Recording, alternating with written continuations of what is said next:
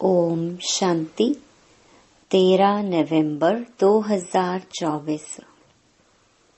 बाबा के महावाक्य। मीठे बच्चे, सभी को पहले पहले अल्फ का पाठ पक्का कराओ। आप आत्मा भाई भाई हैं। प्रश्न: किस एक बात में श्रीमत मनुष्य मत के बिल्कुल ही विपरीत है? उत्तर: मनुष्य मत कहती है हम मोक्ष में चले जाएंगे। श्रीमत कहती है यह ड्रामा अनादि अविनाशी है। मोक्ष किसी को मिल नहीं सकता। भल कोई कहे यह पार्ट बजाना हमको पसंद नहीं, परंतु इसमें कुछ भी कर नहीं सकते। पार्ट बजाने आना ही है। श्रीमत ही तुम्हें श्रेष्ठ बनाती है। मनुष्य मत तो अनेक प्रकार की है। ओम शांति। अभी यह तो बच्चे जानते हैं कि हम बाबा के सामने बैठे हैं। बाप भी जानते हैं बच्चे हमारे सामने बैठे हैं। यह भी तुम बच्चे जानते हो बाप हमें शिक्षा देते हैं जो फिर औरों को देनी है। पहले पहले तो बाप का ही परिचय देना है, क्योंकि सभी बाप को और बाप की शिक्षा को भूले हुए हैं। अभी जो बाप पढ़ाते हैं यह पढ़ाई फिर 5000 वर्ष बाद मिलेगी। यह ज्ञान और कोई को है नहीं। मुख्य हुआ बाप का परिचय, फिर यह सब समझाना है। हम सब भाई भाई हैं। सारी दुनिया की जो सभी आत्माएं हैं सब आपस में भाई भाई हैं। सभी अपना मिला हुआ पार्ट इस शरीर द्वारा बजाते हैं। अभी तो बाप आए हैं नई दुनिया में ले जाने के लिए, जिसको स्वर्ग कहा जाता है, परंतु अभी हम सब भाई पतित हैं, एक भी पावन नहीं। सभी पतितों को पावन बनाने वाला एक ही बाप है। यह है ही पतित विकारी रावण की दुनिया। रावण का अर्थ ही है 5 विकार स्त्री में, 5 विकार पुरुष में। बाप बहुत सिंपल रीति समझाते हैं। तुम भी ऐसे समझा सकते हो। तो पहले पहले यह समझाओ कि हम आत्माओं का वह बाप है, सभी ब्रदर्स हैं। पूछो यह ठीक है? लिखो हम सब भाई भाई हैं। हमारा बाप भी एक है। हम सब सोल्स का वह है सुप्रीम सोल। उनको फादर कहा जाता है। यह पक्का बुद्धि में बिठाओ तो सर्वव्यापी आदि की किचड़ा पट्टी निकल जाए। अल्फ पहले पढ़ाना है। बोलो यह पहले अच्छी रीति बैठ लिखो। आगे सर्वव्यापी कहता था, अब समझता हूँ सर्वव्यापी नहीं है। हम सब भाई भाई हैं। सब आत्माएं कहती हैं गॉड फादर, परम पिता परमात्मा अल्लाह। पहले तो यह निश्चय बिठाना है कि हम आत्मा हैं, परमात्मा नहीं है। ना हमारे में परमात्मा व्यापक है, सभी में आत्मा व्यापक है। आत्मा शरीर के आधार से पार्ट बजाती है, यह पक्का कराओ। अच्छा, फिर वह बाप सृष्टि चक्र के आदि मध्य अंत का ज्ञान सुनाते हैं। बाप ही टीचर के रूप में बैठ समझाते हैं। लाखों वर्ष की तो बात नहीं। यह चक्कर अनादि बना बनाया है। इक्वल कैसे है, इसको जानना पड़े। उनको कहा जाता है स्वर्ग और सेमी स्वर्ग। वहाँ देवी देवताओं का राज्य चलता है। सतयुग में है 16 कला, त्रेता में है 14 कला। सतयुग का प्रभाव बहुत भारी है। नाम ही है स्वर्ग, हेवन। नई दुनिया सतयुग को कहा जाता है। उसकी ही महिमा करनी है। नई दुनिया में है ही एक आदि सनातन देवी देवता धर्म। चित्र भी तुम्हारे पास हैं निश्चय कराने के लिए। यह सृष्टि का चक्कर फिरता रहता है। इस कल्प की आयु ही 5000 वर्ष है। अब सूर्यवंशी चंद्रवंशी तो बुद्धि में बैठा। विष्णुपुरी ही बदल राम सीतापुरी बनती है। उनकी भी डिनाइस्टी चलती है ना। 2 युग पास्ट हुए, फिर आता है द्वापर युग। रावण का राज्य। देवताएं वाम मार्ग में चले जाते हैं तो विकार का सिस्टम बन जाता है। सतयुग त्रेता में सभी निर्विकारी रहते हैं। एक आदि सनातन देवी देवता धर्म रहता है। चित्र भी दिखाना है, ओरली भी समझाना है। बाप हमको टीचर होकर ऐसे पढ़ाते हैं। बाप अपना परिचय खुद ही आकर देते हैं। खुद कहते हैं, मैं आता हूँ पतितों को पावन बनाने के लिए, तो मुझे शरीर जरूर चाहिए। नहीं तो बात कैसे करूं? मैं चैतन्य हूँ, सत्य हूँ और अमर हूँ। सतो रजो तमो में आत्मा आती है। आत्मा ही पतित, आत्मा ही पावन बनती है। आत्मा में ही सब संस्कार हैं। पास्ट के कर्म व विकर्म का संस्कार आत्मा ले आती है। सतयुग में तो विकर्म होता नहीं। कर्म करते हैं, पार्ट बजाते हैं, परंतु वह कर्म अकर्म बन जाता है। गीता में भी अक्षर हैं।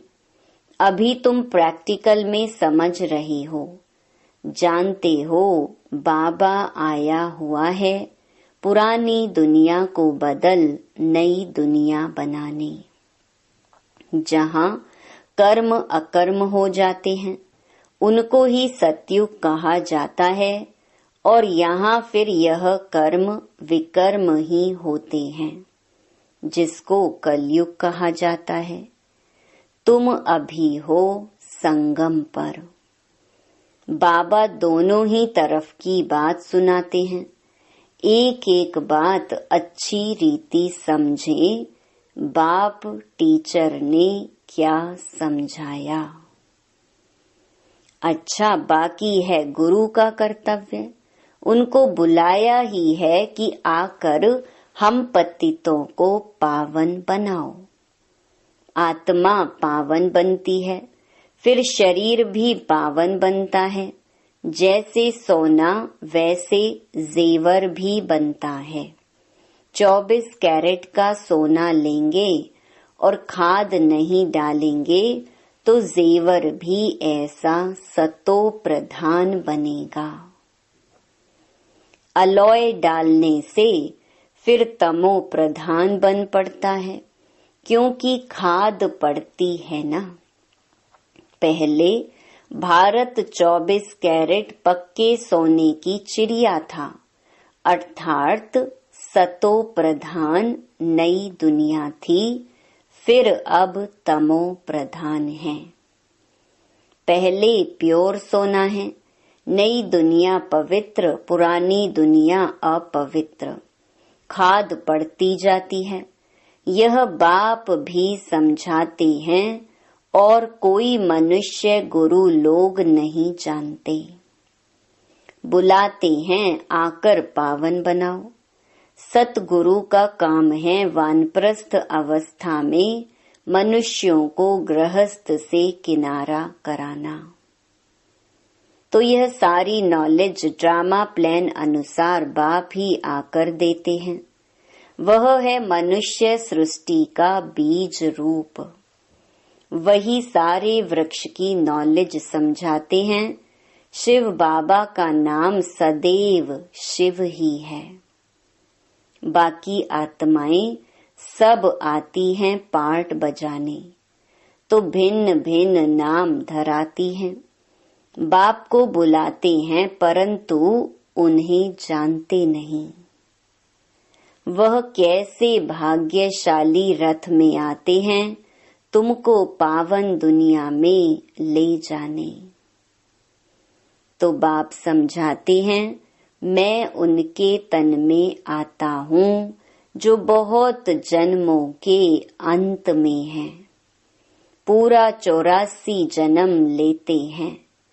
राजाओं का राजा बनाने के लिए इस भाग्यशाली रथ में प्रवेश करना होता है। पहले नंबर में है श्री कृष्ण। वह है नई दुनिया का मालिक। फिर वही नीचे उतरते हैं। सूर्यवंशी, चंद्रवंशी, फिर वैश्य, शूद्रवंशी, फिर ब्रह्मा वंशी बनते हैं। गोल्डन से सिल्वर, फिर तुम आयरन से गोल्डन बन रहे हो। बाप कहते हैं, मुझ एक अपने बाप को याद करो जिसमें मैंने प्रवेश किया है। इनकी आत्मा में तो जरा भी यह नॉलेज नहीं थी। इनमें मैं प्रवेश करता हूँ, इसलिए इनको भाग्यशाली रथ कहा जाता है। खुद कहते हैं, मैं इनके बहुत जन्मों के अंत में आता हूँ। गीता में अक्षर एक्यूरेट है। गीता को ही सर्वशास्त्रमयी शिरोमणि कहा जाता है। इस संगम युग पर ही बाप आकर ब्राह्मण कुल और देवी देवता कुल की स्थापना करते हैं। औरों का तो सबको मालूम है ही, इनका कोई को पता नहीं है। बहुत जन्मों के अंत में अर्थात संगम युग पर ही बाप आते हैं। बाप कहते हैं, मैं बीज रूप हूँ। श्री कृष्ण तो है ही सतयुग का रहवासी, उनको दूसरी जगह तो कोई देख न सके। पुनर्जन्म में तो नाम रूप देश काल सब बदल जाता है। पहले छोटा बच्चा सुंदर होता है, फिर बड़ा होता है, फिर वह शरीर छोड़ दूसरा छोटा लेता है। बहुत जन्मों के अंत में अर्थात संगम युग पर ही बाप आते हैं। बाप कहते हैं, मैं बीज रूप हूँ। श्री कृष्ण तो है ही सतयुग का रहवासी, उनको दूसरी जगह तो कोई देख न सके। पुनर्जन्म में तो नाम रूप देश काल सब बदल जाता है। पहले छोटा बच्चा सुंदर होता है, फिर बड़ा होता है, फिर वह शरीर छोड़ दूसरा छोटा लेता है। यह बना बनाया खेल है। ड्रामा के अंदर फिक्स है। दूसरे शरीर में तो उनको श्री कृष्ण नहीं कहेंगे। उस दूसरे शरीर पर नाम आदि फिर दूसरा पड़ेगा। समय, फीचर्स, तिथि, तारीख आदि सब बदल जाता है। वर्ल्ड की हिस्ट्री, ज्योग्राफी हूबहू रिपीट कहा जाता है। तो यह ड्रामा रिपीट होता रहता है। सतो रजो तमो में आना ही है। सृष्टि का नाम, युग का नाम सब बदलते जाते हैं। अभी यह है संगम युग। मैं आता ही हूँ संगम पर, यह हमको अंदर में पक्का करना है। बाप हमारा बाप टीचर गुरु है, जो फिर सतो प्रधान बनने की युक्ति बहुत अच्छी बताते हैं। गीता में भी है, देह सहित देह के सब धर्म छोड़ अपने को आत्मा समझो। वापस अपने घर जरूर जाना है। भक्ति मार्ग में कितनी मेहनत करते हैं भगवान पास जाने के लिए। वह है मुक्ति धाम। कर्म से मुक्त हम इन कॉर्पोरियल दुनिया में जाकर बैठते हैं। पाठधारी घर गया तो पाठ से मुक्त हुआ। सब चाहते हैं हम मुक्ति पावें, परंतु मुक्ति तो किसको मिल ना सके। यह ड्रामा अनादि अविनाशी है। कोई कहे यह पार्ट बजाना हमको पसंद नहीं, परंतु इसमें कोई कुछ कर ना सके। यह अनादि ड्रामा बना हुआ है।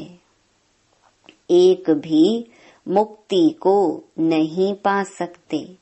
वह सब हैं अनेक प्रकार की मनुष्य मत। यह है श्रीमत श्रेष्ठ बनाने लिए। मनुष्य को श्रेष्ठ नहीं कहेंगे। देवताओं को श्रेष्ठ कहा जाता है। उन्हों के आगे सब नमन करते हैं, तो वह श्रेष्ठ ठहरे ना। परंतु यह भी किसको पता नहीं है। अभी तुम समझते हो कि 84 जन्म तो लेना ही है। श्री कृष्ण देवता है, वैकुंठ का प्रिंस। वह यहाँ कैसे आएगा? ना उसने गीता सुनाई, सिर्फ देवता था, इसीलिए सभी लोग उनको पूजते हैं। देवता हैं पावन, खुद पतित ठहरे। कहते भी हैं मुझ निर्गुण हारे में कोई गुण नहीं। आप हमको ऐसा बनाओ। शिव के आगे जाकर कहेंगे हमको मुक्ति दो। वह कभी जीवन मुक्त, जीवन बंध में आते ही नहीं, इसीलिए उन्हें पुकारते हैं मुक्ति दो। जीवन मुक्ति भी वही देते हैं। अभी तुम समझते हो बाबा और मम्मा के हम सब बच्चे हैं। उनसे हमें अथाह धन मिलता है। मनुष्य तो बेसमझी से मांगनी करते रहते हैं। बेसमझ तो जरूर दुखी ही होंगे ना। अथाह दुख भोगने पड़ते हैं। तो यह सब बातें बच्चों की बुद्धि में रखनी है। एक बेहद के बाप को ना जानने कारण कितना आपस में लड़ते रहते हैं। ऑर्फन बन पड़े हैं। वह होते हैं हद के ऑर्फन्स, यह हैं बेहद के ऑर्फन्स। बाप नई दुनिया स्थापन करते हैं। अभी है ही पतित आत्माओं की पतित दुनिया। पावन दुनिया सतयुग को कहा जाता है, पुरानी दुनिया कलयुग को। तो बुद्धि में यह सब बातें हैं ना। पुरानी दुनिया का विनाश हो जाएगा, फिर नई दुनिया में ट्रांसफर हो जाएंगे। अभी हम टेम्परेरी संगम युग पर खड़े हैं। पुरानी दुनिया से नई बन रही है। नई दुनिया का भी पता है। तुम्हारी बुद्धि अब नई दुनिया में जानी चाहिए। उठते बैठते यही बुद्धि में रहे कि हम पढ़ाई पढ़ रहे हैं। बाप हमको पढ़ाते हैं, स्टूडेंट को यह याद रहना चाहिए, फिर भी वह याद नंबरवार पुरुषार्थ अनुसार रहती है। बाप भी नंबरवार पुरुषार्थ अनुसार याद प्यार देते हैं। अच्छा पढ़ने वाले को टीचर जरूर प्यार जास्ती करेंगे। कितना अंतर पड़ जाता है। अब बाप तो समझाते रहते हैं, बच्चों को धारणा करनी है। एक बाप के सिवाय और कोई तरफ बुद्धि न जाए। बाप को याद नहीं करेंगे तो पाप कैसे कटेंगे। माया घड़ी घड़ी तुम्हारा बुद्धि योग तोड़ देगी। माया बहुत धोखा देती है। बाबा मिसाल देते हैं, भक्ति मार्ग में हम लक्ष्मी की बहुत पूजा करते थे। चित्र में देखा लक्ष्मी पांव दबा रही है तो उसे मुक्त करा दिया। उनकी याद में बैठते जब बुद्धि इधर उधर जाती थी तो अपने को थप्पड़ मारते थे। बुद्धि और तरफ क्यों जाती है। आखरीन विनाश भी देखा, स्थापना भी देखी। साक्षात्कार की आश पूरी हुई। समझा अब यह नई दुनिया आती है, हम यह बनेंगे। बाकी यह पुरानी दुनिया तो विनाश हो जाएगी। पक्का निश्चय हो गया। अपनी राजधानी का भी साक्षात्कार हुआ तो बाकी इस रावण के राज्य को क्या करेंगे। जबकि स्वर्ग की राजाई मिलती है, यह हुई ईश्वरीय बुद्धि। ईश्वर ने प्रवेश कर यह बुद्धि चलाई। ज्ञान कलश तो माताओं को मिलता है, तो माताओं को ही सब कुछ दे दिया। तुम कारोबार संभालो, सबको सिखलाओ।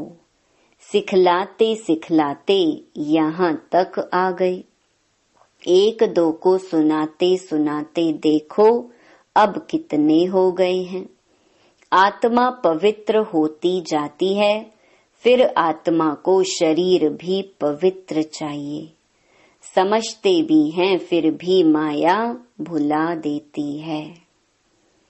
तुम कहते हो 7 रोज पढ़ो तो कहते हैं कल आएंगे। दूसरे दिन माया खलास कर देती है, आते ही नहीं। भगवान पढ़ाते हैं तो भगवान से नहीं आकर पढ़ते हैं। कहते भी हैं हाँ जरूर आएंगे, परंतु माया उड़ा देती है, रेगुलर होने नहीं देती है। जिन्होंने कल्प पहले पुरुषार्थ किया वह जरूर करेंगे और कोई हट्ठी है नहीं।